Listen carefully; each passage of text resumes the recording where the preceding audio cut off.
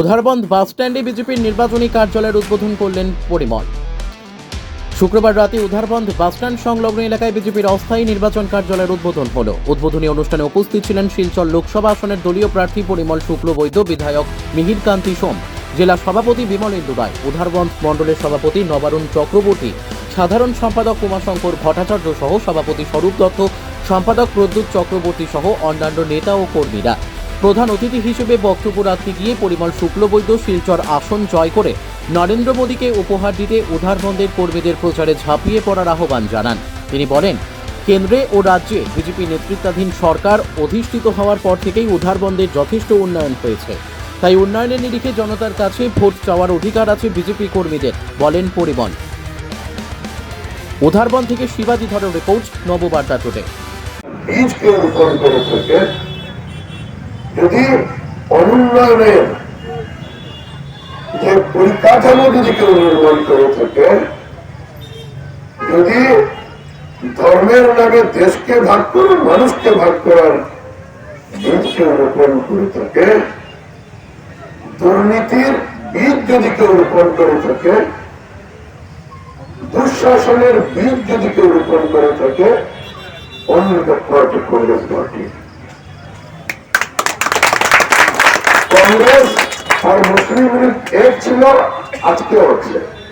তারা বলবেন আমরা করিনি।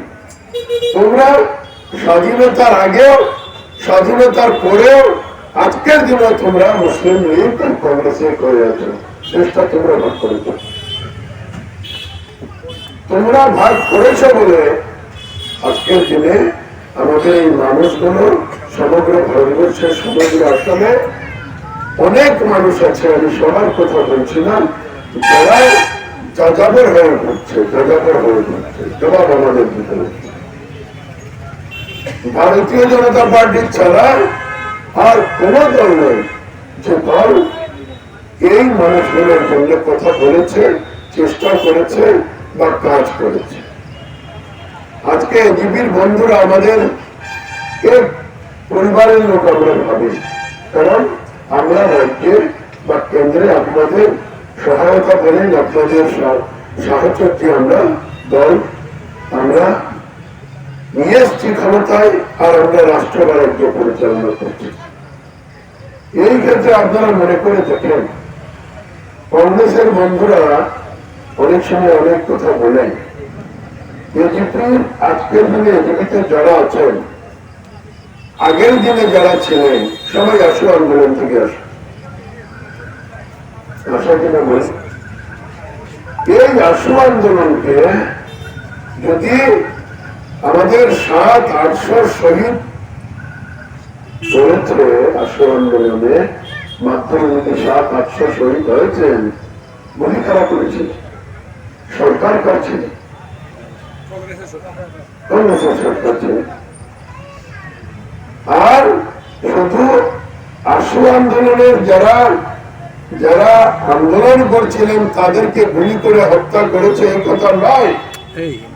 আসু আন্দোলনের সমর্থন করেনি।